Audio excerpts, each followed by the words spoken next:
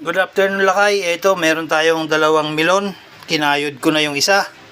Ito ay bigay ni Alberto Torres. Napakabait nyo talaga sir and ma'am sa iyong pamilya. Sana ipagpalain pa kayo ng buong may kapal sa pagbigay nyo sa amin ng mga ganitong sariwang mga prutas.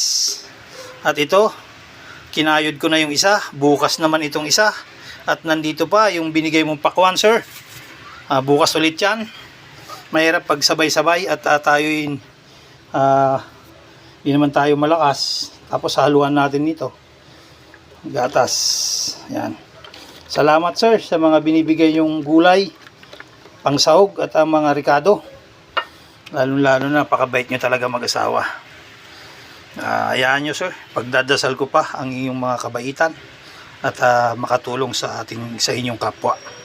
Salamat ulit sir sa watermelon na binigay nyo at saka pakwan at saka kamatis, meron pang sibuyas, bawang at saka melon. Ayan, salamat po sa inyo ulit. God bless po sa inyo mag-asawa. Ito titimpla na natin. Alberto Torres, Pamilya Torres, salamat po sa iyong mga biyaya. Ito na, lalagyan na natin ng gatas. Tapos lagyan natin ng yelo. Ayan. Yun meron na kagad tayo ng watermelon juice. Ayan. Tapos lagyan natin tsaka haluin. Ito na lakay ang finished product ng watermelon. Ayan na. Uhuy. Parang nasa probinsya lang ako. Dati marami kaming tanim, ganito ginagawa ko. Pero masarap sana to kung bini-blender eh. Tapos lagyan mo ng yelo na Blender pa yun.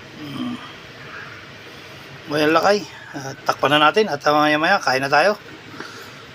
Try nyo sa inyo. Mag melon shake kayo. Melon shake dapat ito.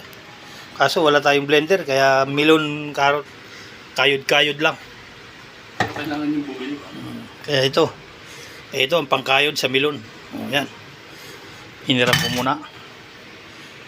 O yan lakay, ito ang finished product ng melon. Yun sarap. Lamig pa.